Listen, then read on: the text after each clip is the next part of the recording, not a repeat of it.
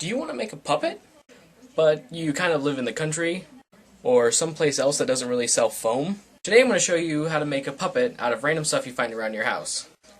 Some of the stuff you might have to buy, but it's all stuff that I found around my house, so it really didn't cost me anything. The first puppet I ever made was called Steve. And this is Steve. And here is my second puppet I did, which was a gift for a friend. As you can see, the second puppet I learned a lot more with, so with this, it's just a lot of trying it, doing it, perfecting it. As you can see with the other picture, she had actual arms. Steve has flaps.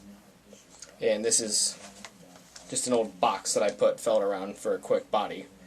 And the fabric I used for her face was a different type of fabric, which I'll show you. It's a silkier.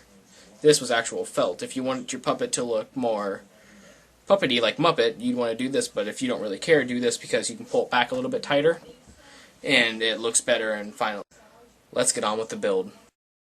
Here's what you're going to need for the build today. 2 2-liter bottles, some cardboard, duct tape, hot glue, and scissors, of course. Simple time lapse! Woo! First, what you're going to want to do is empty out your 2-liter bottles. Once they're empty, you want to start cutting them up. You want to poke a hole and then start cutting upwards, stopping before you actually make it there. Cut off the upper dome so that when you get done with it, you get something that looks just like this. You're going to want to do that with this other one and then start tracing out a pattern of it onto a piece of cardboard. Do the same to the other one and not worrying if they overlap because you're not going to need the full circle for the final effect. Next, what you're going to want to do is grab your scissors and cut it out.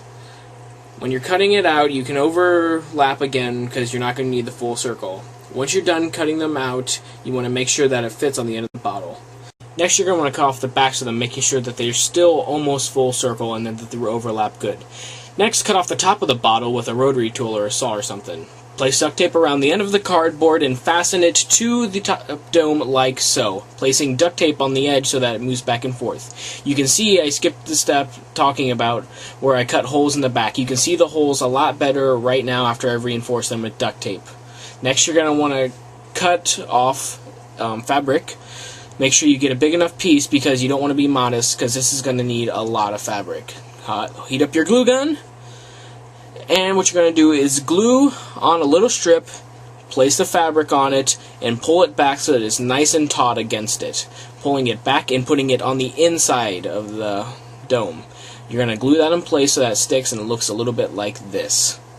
As you can see on the inside, I glued it pretty good. Do the same to the bottom part of the mouth, placing the fabric on and pulling it back, repeating the same process, and you are done. You should get something that looks like this.